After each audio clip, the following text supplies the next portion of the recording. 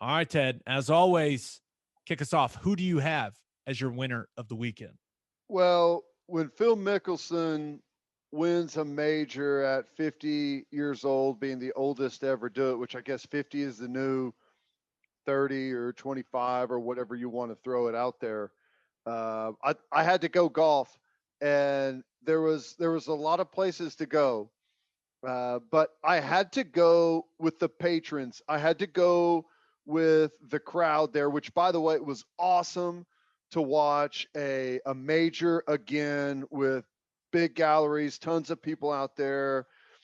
They had some beverages. They didn't let us down in that regard. It was loud and it was fun, but there was none better than the exchange whenever Mickelson hit a drive left into the patrons.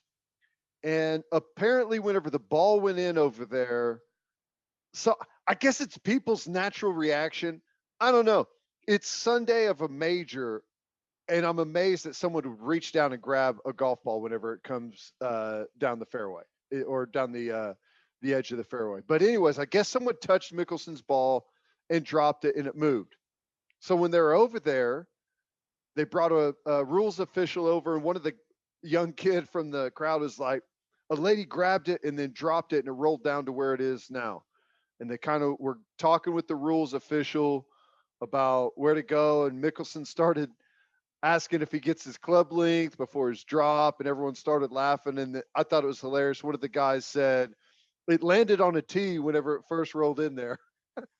I thought that was great. It was just a lot of fun to see them out there and having a good time. Um, Mickelson even got the Hank Aaron treatment after he hit that approach on 18. Someone ran up and gave Grabbed him him a by the hug. shoulders, dude. I was like, what are you doing? You never hug a man when he's holding a golf club. Okay, never. That's a rule. That's a rule. But I had to go with that. I thought that was so much fun. That felt normal, right? That's the most normal sporting event we've seen in a year and a half. Yeah, it was really fun to watch. Now, it did lack some suspense, right? Yeah, I mean, There wasn't a ton of drama. I mean, Kepka didn't get things going, didn't find it until it was too late. Louis Oosthuizen looked like he was going to have a chance here or there, and then would mess it up. I mean, yeah, Phil was, just steady, that and approach on 18 that was sweet. because Kepka had put it in there pretty decent, and if he made birdie and Phil made bogey, you could have had a tie. But Mickelson hit a great approach from the rough, and was able to two putt. And I saw your tweet. I think they would have stormed the green if he would have rolled that putt in. I really If do. those fans were having a good time. Did you see what Kepka said after? Uh-uh. So clear, like, and I don't. Kepka doesn't seem like a stick in the mud, right? When it Right. comes to, like, he does all the stuff with the barstool guys. Like, he seems like he's a good time, right? He said that because the crowd was like, at one point it was like, are they going to lose control of this Yeah, thing? he was lost in there for a while. It kind of sounds like someone was like hitting him in the knee on purpose in the Really? one he just had surgery on. I mean, the quotes are interesting. I saw the interview, and he like didn't come out straight out and said, he's like, I don't know what, if someone was trying to do something or what. Like, Wow. he made it sound like someone was jacking with his surgically repaired knee, Dang. which at that point, yeah, I mean, the golf crowd, you got to police yourself, man. Someone's Yeah. messing with one of the golfers like that, I you got to was a fight li- somebody, right? I was a we've seen them do that before where they open up the final fairway and let the crowd walk up behind the final golfers, but they didn't wait on Kepka to get up there in front of that little line that they had, and he basically crawled out from under it whenever he finally made his way up there on the green. So yeah, that's nuts. I can't believe that. Yeah, sounded like, yeah, he didn't straight up say that, but it's kind of what he was hinting at. I was like, damn. That's messed up. But also, people may forget, like, Koepka just didn't have it, right? Especially off the tee and the putter. Oh my gosh, the last two rounds, he Yeah. just he couldn't make a putt. But he had knee surgery like 2 months ago Yeah. and just finished tied for second.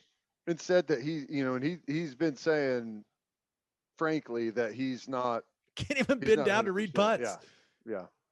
Yeah. But that course was tough, and we're used to that here, that type of wind, but those pros did not like that. That course is obviously really difficult as long as it was playing into some of those 15, 20-mile-an-hour winds. But that was crazy, but that was fun, man. Mickelson, whenever he was leading on Thursday, I asked a buddy, is like, you think he's going to win? He's like, no way, which I was the same way, but I think that's what everyone said. And he just stayed right there, just hung out. Everyone else faded.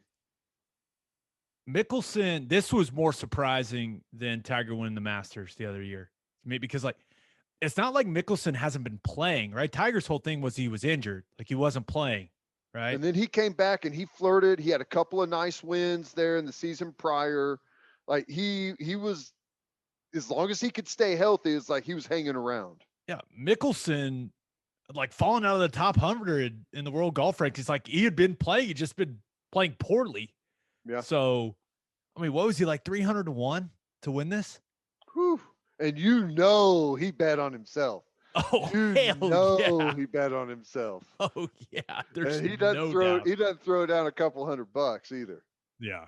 I think that is well documented at this point. The lefty likes to have some action going. So I will say the one other thing that I cannot get over about the PGA Championship, they kept putting up the list of the oldest players to ever win a major, and there was some guy from the 1800s, old Tom Morris.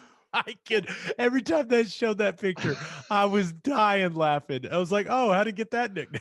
Like he looked like he was 90 years old. And he was like, you were 46 when he won. You're like, there's no way that guy was 46. I think he had to wait 50 years before they invented cameras to be able to put it on a actual film. That was funny though. I saw the same thing. I was like, well, what is that guy? Does not look like your typical golfer. Old Tom Morris, the legend.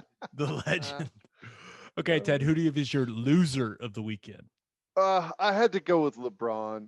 The guy, I'll just tell you right now, I'm not a LeBron fan, but I will say this.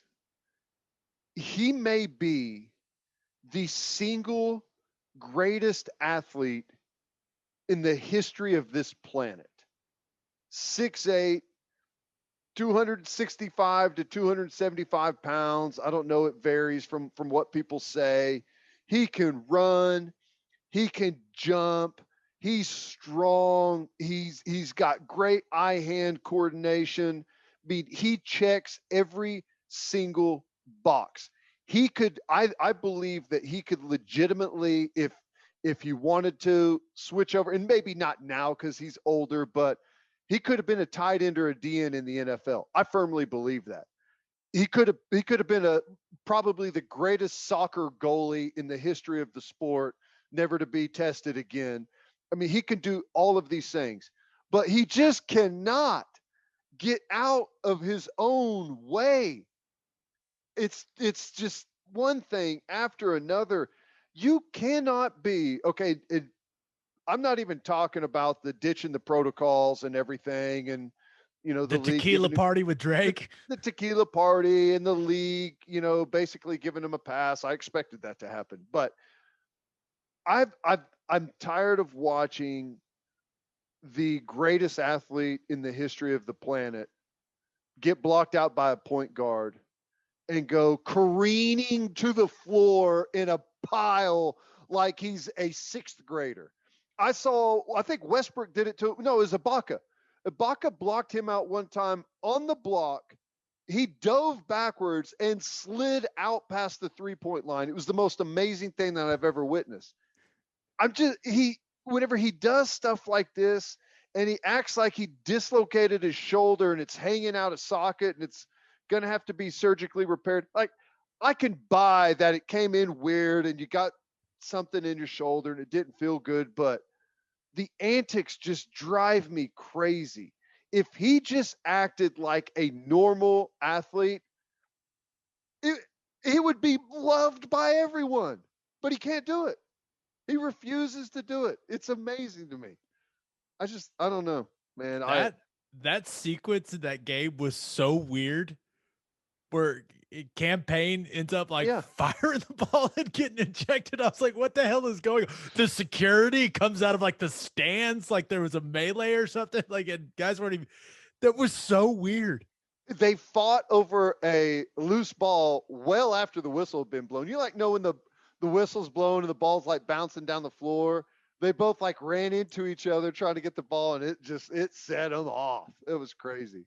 Campaign threw the ball at Caruso like a little kid. LeBron's all got ejected for it. Yeah, LeBron's all pissed off because he's laying in the floor on the floor, like, you know, his leg got blown off by a landmine or something. And he can't even get any attention because everyone's over there fighting, and he's like rolling around waiting on everyone to show up. He was looking like, where is everybody? It's like, who's going to help me up? Come on, guys. Yeah. Amazing. That was a weird sequence. Okay, Ted, my winner of the weekend, thought about going with the Big 12 Conference because late last week, the conference payout numbers were released.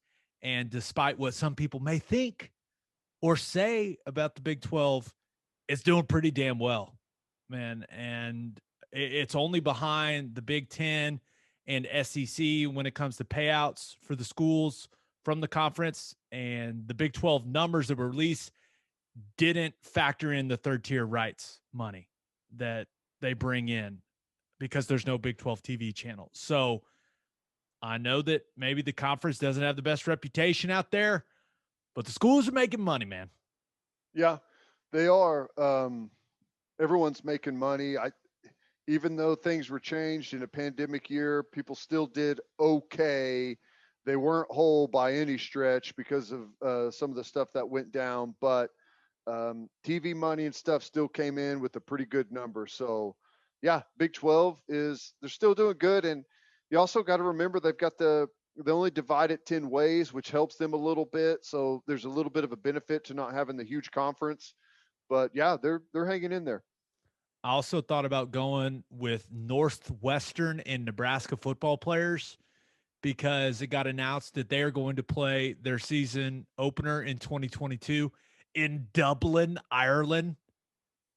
I mean, can you imagine? And they were supposed to do it last year. I think it was maybe like Nebraska, and I can't remember who they were supposed to play, but can you imagine? And I'm sure they'll go over. Notre Dame was supposed to play a game over there, weren't they? Yeah. Was it Notre Dame, Nebraska? Maybe they were supposed to play. Maybe. I don't remember who were supposed to play, but those guys, because they're going to go over there and they're going to get to spend several days before the game. Those guys are going to get so drunk. They're going to drink so much beer. Like, could you imagine that experience as a college football player? Like going over there, couple days to enjoy it. You're practicing. Maybe the practices aren't the most productive, but then you get to play a game in Ireland and hopefully go out after the game. Like that would awesome. Be sick. It'd be cool. There's a lot of cool stuff to see over there. Little pub crawl would be awesome. You better be careful over there though, man. That is soccer hooligans. That is a rough area. Okay. Go to the right spots, but that would be cool. I wonder what the turf is like. Cause you played in London, right? What was it like over there when you played in London? I am not a specialist when it comes to grass breeds. Yeah. But it was very slick. It was slick, but we had long cleats. Like it wasn't terrible. Like people were falling a little bit, but it wasn't anything crazy. I mean, it's still grass. Yeah. No, that would be cool though. I wonder if they change now that they play more football games in London. And I know this one will be in Dublin, but the other one's in London. I wonder if they have different grass because normally it'd be the soccer grass, right? And you on the soccer grass, you want the ball to roll nice. Yeah. So you want it to be fast, so you would think it'd hold up pretty good. But But my winner of the weekend, Devin Booker. So Chris Paul suffers the weird shoulder injury early in the game against the Lakers when LeBron got that rebound over him. Another tough break health wise, it seems, for CP3, and he was not good. After I'll give him credit, he came back, he battled, showed some toughness, but he barely dribbled the ball. He couldn't shoot the ball. He was kind of a liability out there for him, but Devin Booker was fantastic and did what he had to do, put the team on his back. 34 points, a bunch of rebounds, some big time shot making from him. And one thing he did a really good job, he got DeAndre Ayton involved in that game for the Suns. And how about Ayton outplaying Anthony Davis in that game? Like, wait, what? Yeah, they look good, man. I don't know what CP3's situation, how bad he's going to be, but man, we saw Booker and he went on that run the end of last season. Everyone was like, wow. And that's how I was. And he's carried that over. They came out of nowhere. I mean, they were back. And just like that, Teddy had texted me and told me that his computer was about to restart. So we'll get right back to that when his computer is done reloading. Teddy's computer has rebooted, restarted. Hey, everything good to go? We're good. You got to love technology, man. Hey, I'm virus free though. That's the good thing. Hey, that's all that matters. That's all that matters. But just finishing up on that Suns Lakers game, I was impressed by DeAndre Ayton, and the Suns they looked apart, but I think it'll be interesting to see how CP3's health moving forward affects the rest of the series. If he's not right, I don't know if then you kind of have to start leaning toward LeBron James and Anthony Davis, because I don't expect Ayton to be able to do that to Davis every game, but it looks like it's going to be a great series, and that's really all I care about. I just want to be entertained. Yeah, we're close to the Lakers and the Clippers dodging each other again, right? They're just gonna put it all the way. They're so adamant on not playing each other. They're just gonna wait until next year, I guess. But a couple of good early series that maybe you didn't expect. The turnaround from the Suns has been amazing. It really has been. And I'll say that late in his career, Chris Paul has really showed his value on a couple of teams that would not have been very good without him. Yeah, no, I completely agree. I think that these last two seasons, I think it's significantly altered how people are going to remember Chris Paul as a player. I really do. For sure. I know it's changed the way I feel about him significantly. Yep. Right. Yep. And it probably has a lot to do with one of those years being with the Thunder. But I mean, he went to Phoenix and look at him.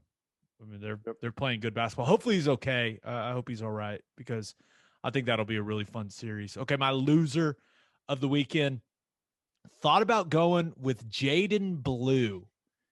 He's the high school running back that announced he will opt out of his senior year of high school football in order to start preparing for his career at Texas.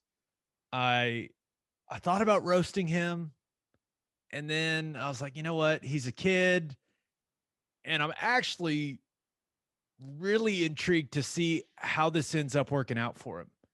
And if it ends up working out for him, does this become more of a thing? Now, I don't think there'll ever be a bunch of high school seniors just abandoning their senior season of high school football, but there could be a few kids every year that may do this, Ted, and I'm sure you love this. Well, I got to look at it from a couple of different perspectives. Number one, I cannot imagine not playing my senior year of high school football. It was the greatest 3 or 4 months, however long that is, probably of my life. It's the most fun. For me, I went to a small school, so the guys I graduated with are the guys I went to kindergarten with. It's, we played Little League together. We played junior high together, same exact guys. And to finish it off, your senior year is special, and it means a lot, and it's a fun ride. So I couldn't imagine missing that. On the other side of it, I do have to look at it and say, well, if you've already got a scholarship, you know, it's not guaranteed until the ink hits the paper. Now, people will honor it. Like if you were to have some type of catastrophic injury, some places will honor it, but that's not a guarantee. And it is interesting. And I'd be more interested to hear what the Texas coaching staff says about it.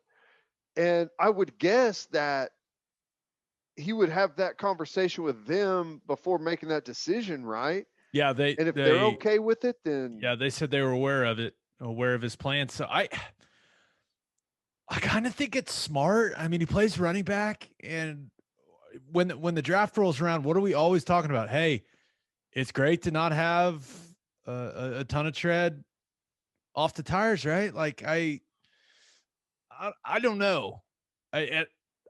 Of course he's going to go to Texas, right? Of course that's it. Just right. had to be that way, but it's it's a business decision, right? That's the way I view it. It's a business decision.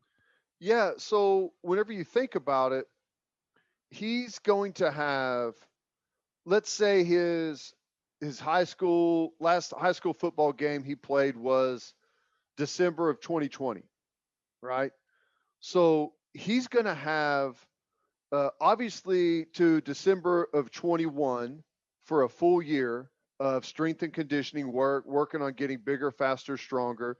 And then he's going to have, I don't know if he's an early arrival, but you'd have spring ball, but that doesn't really beat you down like a season. So he's got until September of 22. Okay. That is almost 3 years of, or what would that be? It's so you'd have what? It's 2.5 years of just straight strength and conditioning. And the thing that sucks about football is you work really hard to put on a bunch of muscle, speed, strength, and then you go play a 3-month season and it tears it all down. Your body is beat down, and you take 2 steps forward, 1 step back. I mean, he could just focus on getting bigger, faster, stronger. And depending on his level of coaching, I don't know where he goes. Maybe he goes to a really good school with really good coaches, but a lot of times you're just continuing to learn habits, muscle memory for drills that do not carry over. And you maybe learning bad habits that you're going to have to adjust and forget about those when you get to college. So I want to hammer it. I want to say you're a football player, go play football, but I don't necessarily know that it's a bad thing. Right. And I hope it doesn't start some big push of guys opting out of their senior year. But here's the thing. He's not going to play. Someone's going to play running back for his high school. So a kid that wasn't going to get a chance and probably isn't going to be a D1 player and may have had to sit behind him for a year, and he was a senior too and would have been a backup. Now maybe he's a starter, gets to play a year of high school football. Look at Jaydon Blue helping out his buddies. Look at him go. I'm clearly we're gonna keep track of this kid. I mean, he is going to Texas, so maybe he turns out being the guy. And yeah, I don't know. It's gonna be interesting to see how it goes. Okay, I also thought about going with people that were all worried when OU softball was down 4-0 to Wichita State, and including the announcers. They were like, they should have taken them more seriously. They should have thrown their pitcher, like all this stuff. And it ended up being 24-7. Sooners advance to the Super Regional. There was a lot of people freaking out over a whole lot of nothing. Ted, I was like, this is funny. When the announcers were saying that, I was like, guys, they're going to once they get the bats in their hands. I mean, you're going to forget about this. Why are you making it such a big deal? And boom, what they put an 8-piece on him in the second. Yeah, I think that is. Well, I give Wichita State a lot of credit. It came out good, team. Man. Yeah, that's a solid softball team. So, it was interesting to see that, and I think it just shows you how much better Patty Gasso knows her team than everyone else. Like we see the ranking, we see the all of the accolades, we see everyone's statistics, we see the records that they've broken. But whenever we watch them play, it's like, oh, I don't know. Like, it's kind of close. Should they be doing this? Do they have the pitching?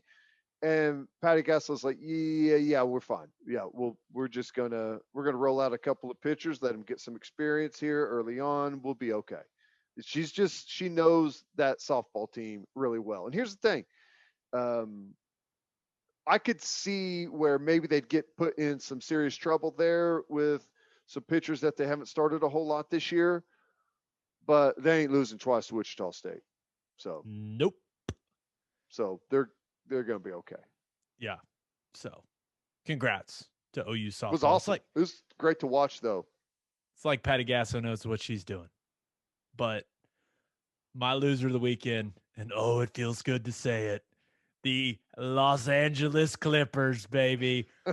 I have found my favorite thing about the NBA playoffs, and that is cheering against the LA Clippers. It is so I have turned into a Mavericks fan because I still haven't let it go, Ted. I still haven't let the Clippers losing on purpose and costing the Thunder the best lottery odds. I haven't let it go, and I'm not letting it go. So it was so satisfying watching them lose to the Mavericks this weekend. Luka Doncic, I told you he was going to give them that work. He gave them that work. 31, 10, and 11 for Luka. And maybe the best thing about the Clippers losing was the Kawhi dunk and the meme that followed, because Kawhi absolutely posterized Maxi Kleber. Like it was an awesome dunk. It was a great play. The reaction from Paul George and I think it was Marcus Morris was fantastic. It was a great sports moment. But the Clippers and their fans can't even enjoy it because everyone knows that the game it happened in, they lost. So every time someone posts that picture for the rest of eternity, there will be people under it going, didn't they lose that game? They lost that game. You know they lost, right? And that makes me so happy, Daddy. It makes me so happy that they can't enjoy it. Hopefully it's oh yeah, that was game one of the series. They lost to Dallas after they tried to Ooh. dodge the Lakers. Right? I'm with you. Give me Dallas and Phoenix all day. Now, the chances of that happening, I understand, are slim and nil, but I'm pulling for it. I would love to see that. Give me some new blood in the finals. Give me some new blood in there. That would be awesome. I don't expect the Clippers to shoot so poorly from three and for Dallas to shoot so well from three. But I hope it happens. Yeah. I still think the Clippers are going to win the series. I think they got the better team, but I am going to thoroughly enjoy roasting the Clippers while I can because they tempted the basketball gods with what they did, Ted. And Hey. maybe the basketball gods will spite them. Never again. I hope so. I would love that. That'd be awesome. They lost, and I wonder if they were like, maybe we should have worried about ourselves a little more than worrying about avoiding the Lakers. Oops. I mean, maybe we should have been a little more focused on ourselves. Something to I think about. wish they were probably just laughing about that dunk in the locker room. Just celebrating it. Yeah, just like That would be a very who Clippers cares? thing to do. We're gonna beat them 4-1. It doesn't matter. That was a great dunk. It was awesome. It was awesome. It was an awesome dunk. But for all of eternity, every time someone posts that picture, Playoff loss. loss. Hold this L, bro.